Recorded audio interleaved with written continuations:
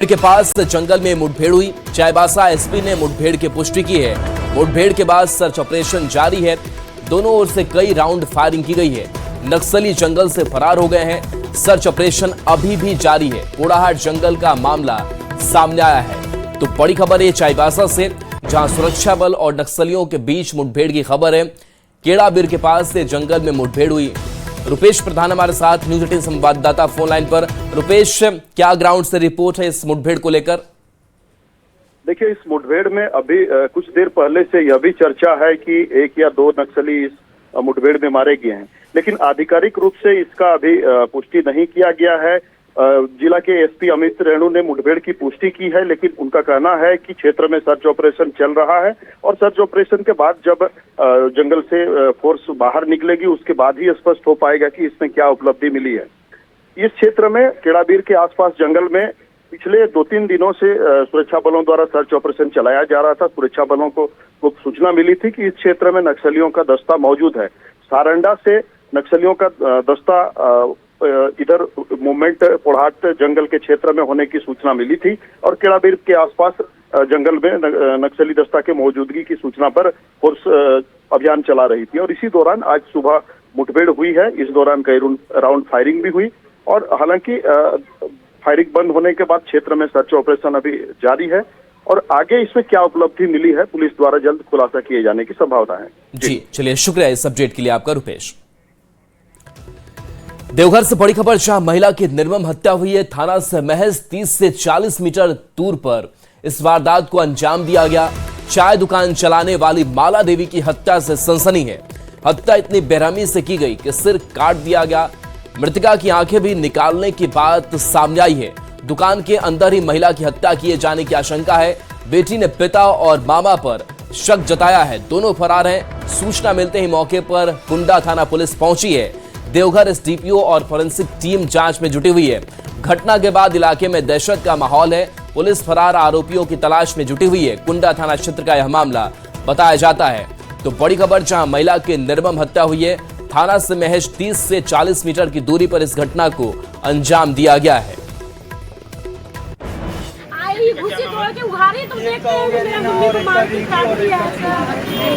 Mummy अकेले दुकान चलाती थी यहाँ पे? दोनों भाई बहन और मेरे पापा 3 आदमी दुकान चलाता था। तो वो लोग कहाँ आया था? अच्छा, मतलब कि इस मम्मी, एक मेरे पापा और एक मेरे मामा। पापा कभी कभी आते थे, मामा और मम्मी परमानेंट रहती थी। हर समय वही लोग रहती थी। तो और जो पता है अभी तक उन लोग का कोई कुछ नहीं, इतना हम लोग आ गए, उन लोग अभी तक नहीं मिला है। मम्मी का नाम? एक औरत है, यही काम करती है, गाय का दुकान की थी और उसको कोई रात में आ गया। क्या बजे कखनी आके क्या किया है पता चला। सुबह में हम लोग को अभी पता चला, आधा घंटा पहले आए, देखे तो यहाँ पे उसको मार दिया है, मर गई है। बेटी लोग है, दामाद लोग आया है, इसका पति भी नहीं है यहाँ। कहाँ गया है नहीं गया, इन लोगों का कहना है कि वो लोग भी यहीं था। तो मेरा पति, मैंने उसका इसका पापा और इसका मामा को भी गायब।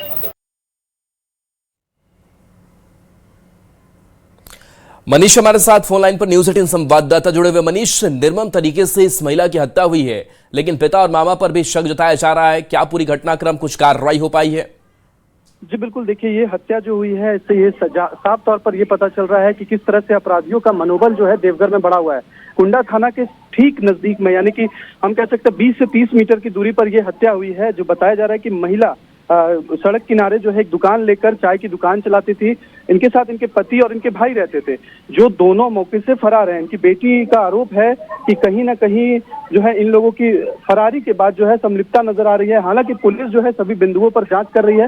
फॉरेंसिक टीम भी जो है लगातार पूरे जो मामला है उसको लेकर जांच पड़ताल में जुटी हुई है। जी चलिए, शुक्रिया इस अपडेट के लिए आपका। बोकारो से बड़ी खबर, जहां दामोदर नदी में 2 युवक डूब गए। एक को ग्रामीणों ने निकाला है बाहर, डॉक्टरों ने मृत घोषित कर दिया। दूसरे युवक को निकालने की कोशिश अब भी जारी है। दामोदर नदी बरवा घाट का यह मामला सामने आया है। तो दामोदर नदी जिसमें 2 युवक डूब गए, एक को डॉक्टर ने मृत घोषित कर दिया है, दूसरी तरफ एक को निकालने की कोशिश अभी भी जारी है। दामोदर नदी बरवा घाट का यह मामला सामने आया है। धनबाद के चीरागोड़ा शमशान रोड पर स्थित मैदान में एक शव मिला। शव की जानकारी मिलते ही आसपास के लोगों की भीड़ जुट गई। मृतक की पहचान राजेश चंद्रवंशी के रूप में हुई है, जो हीरापुर हटिया मोड़ पर एक मोबाइल की दुकान चलाता था। बताया जा रहा है कि मृतक कल रात घर नहीं पहुंचा, जिसके बाद घर वालों ने काफी खोजबीन की, लेकिन कोई जानकारी नहीं मिली। सुबह सूचना मिलते ही परिवार के लोग मौके पर पहुंचे और शव को पहचान कर हत्या की आशंका जताई। घटना की सूचना मिलते ही पुलिस मौके पर पहुंची। पुलिस ने तफ्तीश शुरू कर दी है। नाम का आदमी है, उसी से कुछ बकझक हुआ था। उनका दुकान पर आए थे, गाली गलौज किए थे कुछ लेकर के, ठीक है। कुछ इन लोग का पैसा का लेन देन था, कुछ लिए थे, तो हम लोग को बताए नहीं थे सर, ठीक है, तो पता नहीं था। और उसके बाद वो बोले कि ठीक है तुमको देख लेते हैं, आज तुमको उठा लेते हैं रात में। बार बार ये घटना हो रही है, प्रशासन की कहीं न कहीं लापरवाही है। निश्चित रूप से जैसा कि रिपोर्ट हमको मिला कि लोग गया था कि भाई कंप्लेंट दर्ज करने के लिए कि गुमशुदगी का कि हमारा भाई जो है अभी तक नहीं आया है, तो शायद थाना में बोला गया कि नहीं, जो आप उचित जाके देखिए, अभी समझिए तब होगा इसका ही। तो इस टाइप की यदि थाना में ये बात होती है तो बहुत निंदनीय है। और खासकर ये वार्ड 26 में हमारा रहने वाले 27 के हैं, बट हमारे वार्ड 26 में बॉडी को फेंका गया है। तो हम लोग इस पर निश्चित रूप से एकदम जांच हो, और जांच होने के साथ साथ देन एंड देयर एकदम इसकी अरेस्टिंग होना चाहिए कि कौन है। गुमला से बड़ी खबर, जहां के पालकोट थाना क्षेत्र के एक तालाब से 54 साल के शख्स का शव बरामद हुआ है। जानकारी के मुताबिक मृतक कल सुबह तालाब में नहाने गया था और उसके बाद से ही लापता था। मृतक के घर नहीं आने पर परिजनों ने तलाश शुरू की, लेकिन पता नहीं चल पाया। बाद में तालाब के पास में ही कपड़े और चप्पल मिले, जिसके बाद मृतक का शव भी मिला। परिजनों ने नहाने के दौरान डूबने की बात की आशंका जताई है। खबर बोकारो से है, जहां 17 मई को हुए राम मंदिर मोड़ के पास गोलीकांड मामले में पुलिस को बड़ी सफलता मिली है। मामले में कार्रवाई करते हुए पुलिस ने मुख्य साजिशकर्ता को गिरफ्तार कर लिया है। इस मामले में जमीन विवाद की आशंका जताई गई थी। जानकारी के अनुसार जयराम प्रसाद पर हत्या, अपहरण सहित कई मामले दर्ज हैं।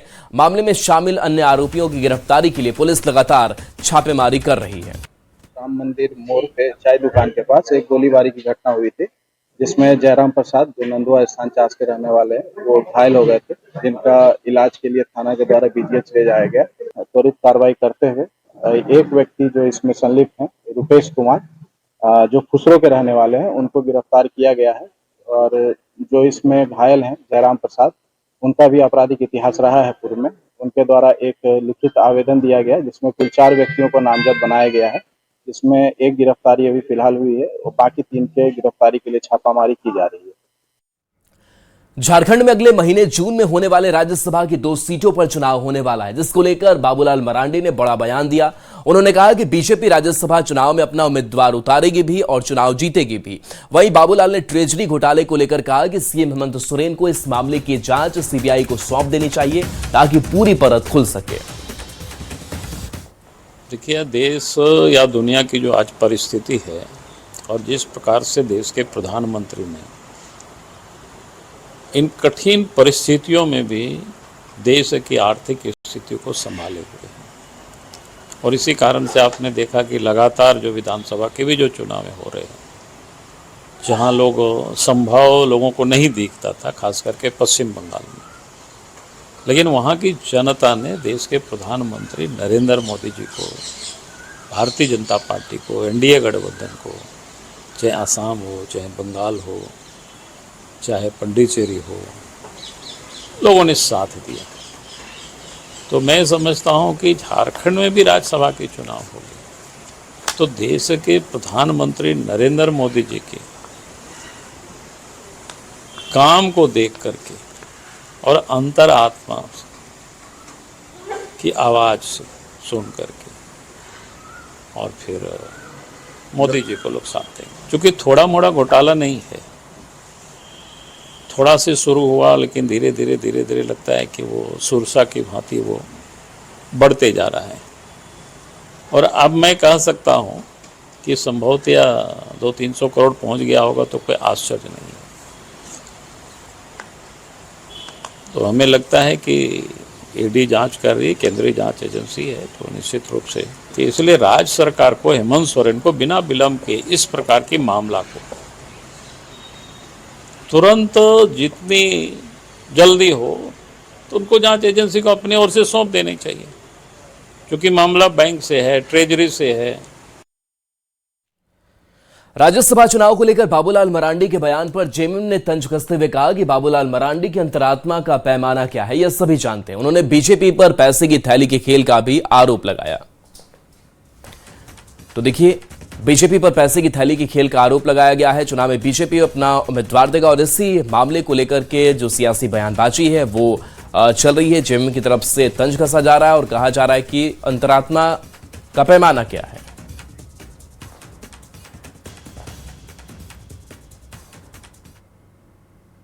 कूदने वाले थे तो इनके अंतरात्मा से भी आवाज आई। उस अंतरात्मा से आवाज आने के लिए क्या कुछ क्राइटेरिया है, मुझे लगता है बाबूलाल जी बेहतर जानते हैं।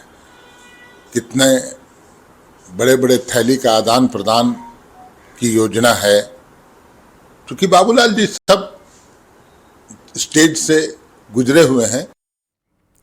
राज्य में ट्रेजरी घोटाले की जांच सीबीआई से कराने की बाबूलाल मरांडी की मांग पर प्रदेश कांग्रेस ने निशाना साधा है।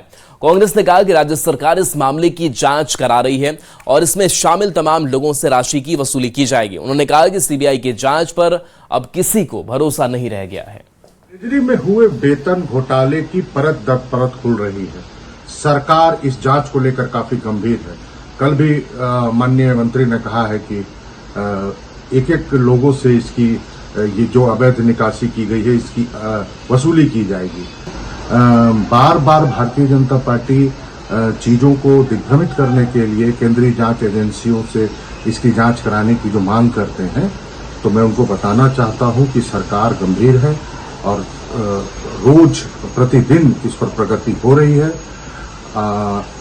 जो जिस एजेंसियों से आप जांच की मांग करा रहे हैं, सीबीआई और ईडी, उस पर लोगों का विश्वास नहीं है। खबर गोड्डा से, जहां के सुंदर पहाड़ी थाना क्षेत्र के जंगलों के बीच स्थित जामुन पाड़ा पहाड़ पर सालों से अवैध कोयला खदान चल रहा है। इस अवैध कोयला खदान का काला सच एक बार फिर से सामने आया है। इस अवैध खदान में कोयला निकालने के दौरान एक युवक की दर्दनाक मौत हो गई। जानकारी के मुताबिक हादसे के बाद पूरे मामले को दबाने की कोशिश की गई। बिना पुलिस को सूचना दिए ही मृतक के शव का अंतिम संस्कार कर दिया गया ताकि अवैध खदान की सच्चाई बाहर ना आ सके।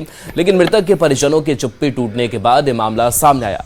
न्यूज 18 की टीम ने अपनी जान जोखिम में डालकर घने जंगलों के बीच पहुंचकर उस अवैध खदान की एक्सक्लूसिव तस्वीरें कैमरे में कैद की है। तस्वीरों में साफ देखा जा सकता है कि पहाड़ को काटकर बड़े पैमाने पर अवैध खनन किया जा रहा है। इन तस्वीरों से यह साबित हो रहा है कि सुंदर पहाड़ी थाना क्षेत्र में अवैध कोयले का यह काला कारोबार नया नहीं है, बल्कि सालों से चलता आ रहा संगठित खेल है।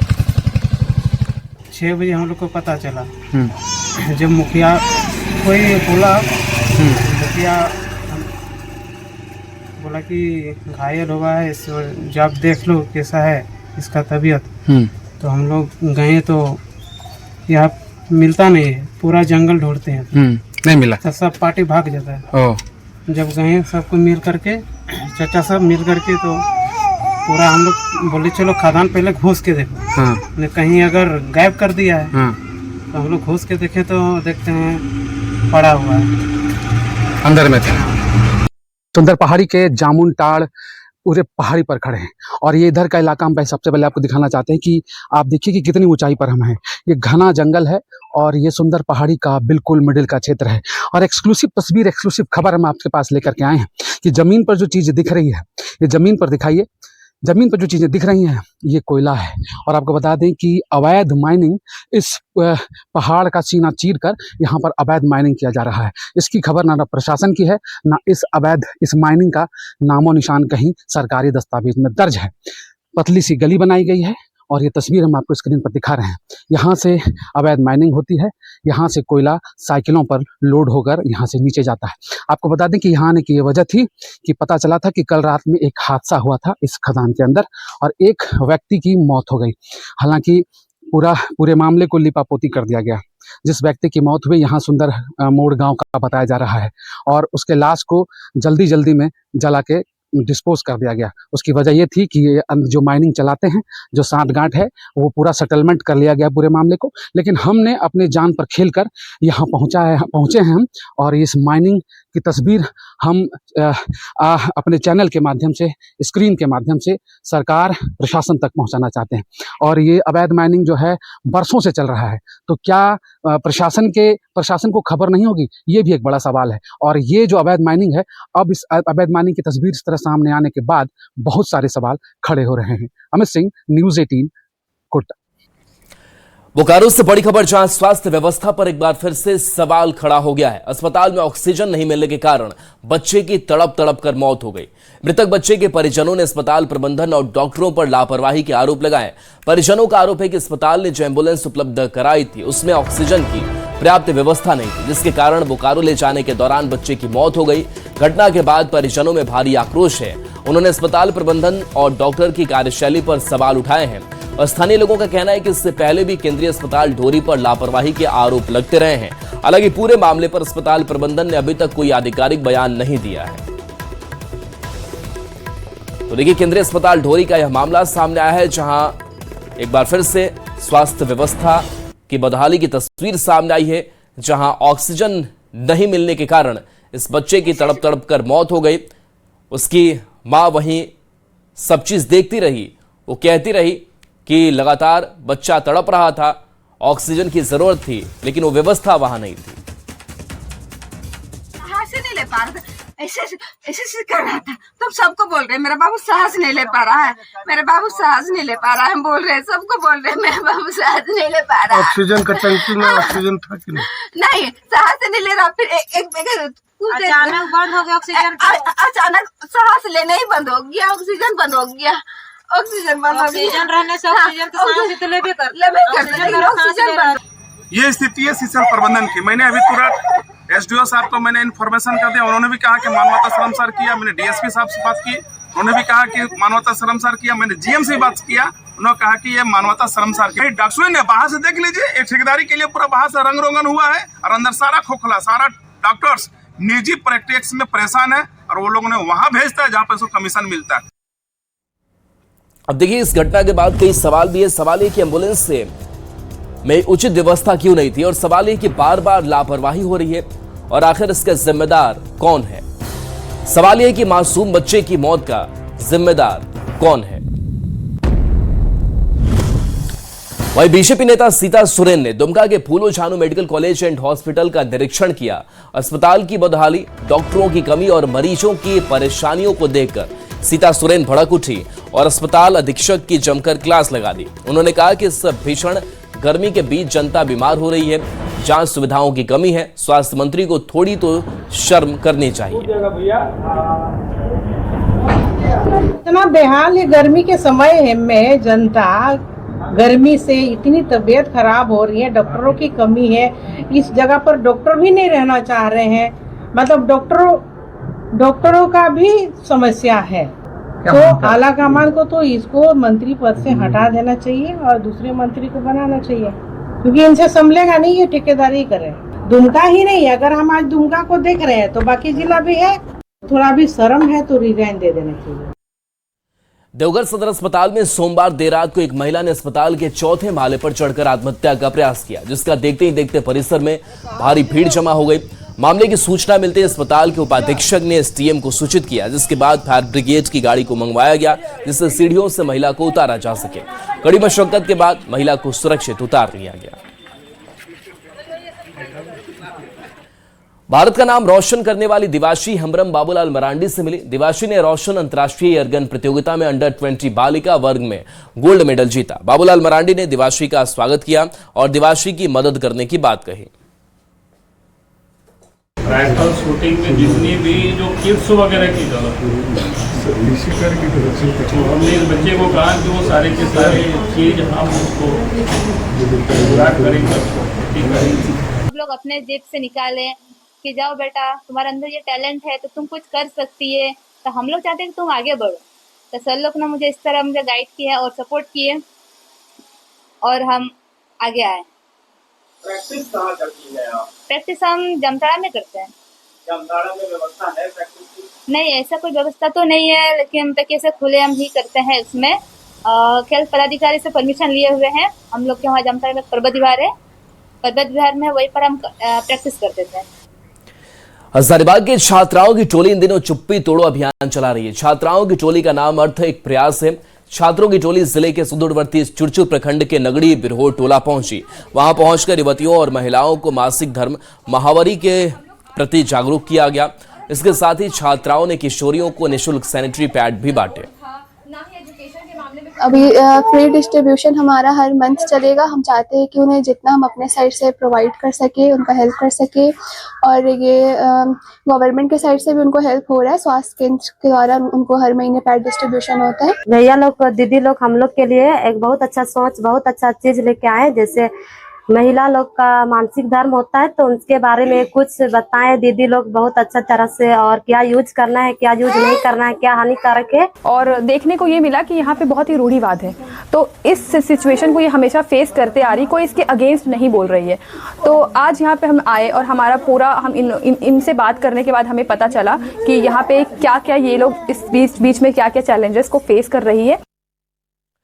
जामताड़ा में 20 मई को दवा की सभी दुकानें बंद रहेंगी। बंद की घोषणा ऑनलाइन फार्मेसी के बढ़ते चलन और कॉरपोरेट कंपनियों द्वारा दवाओं पर दी जा रही भारी छूट को लेकर की गई है।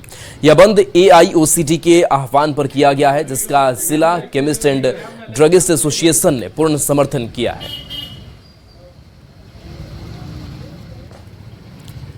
रामगढ़ के CCL बरकासयाल एरिया की बंद पड़ी सौंदाडी परियोजना से आउटसोर्सिंग के माध्यम से MTO मोड में कोयले का उत्पादन शुरू किया जाएगा। इस परियोजना में 150 मिलियन टन कोयला का रिजर्व भंडार है। इससे अगले 25 सालों तक कोयले का उत्पादन होगा। सैकड़ों लोगों को रोजगार मिलेगा। हालांकि इस परियोजना को EC और फॉरेस्ट क्लियरेंस नहीं मिली है। अगस्त तक क्लियरेंस मिलने की उम्मीद है। देखिए, सौंदाडी प्रोजेक्ट जो है वो हम लोगों ने आउटसोर्सिंग MDO मोड में दिया है। MDO मोड से अभी काम चल रहा है। EC क्लियरेंस, इन्वायरमेंटल क्लियरेंस और फॉरेस्ट क्लियरेंस का भी हम लोग का लास्ट स्टेज में है, और एक्सपेक्टेड है कि अभी मई महीना है, हम लोग अगस्त सितंबर तक उसका EC और FC मिल जाएगा। और वो लगभग 25 साल का वो प्रोजेक्ट है, और उसमें लगभग 150 मिलियन टन कोयले का रिजर्व है, और हम लोग इस साल के लास्ट तक हम लोग इसको चालू करने का प्रोग्राम बनाए हैं। छोटे से ब्रेक का वक्त है, जल्द वापस।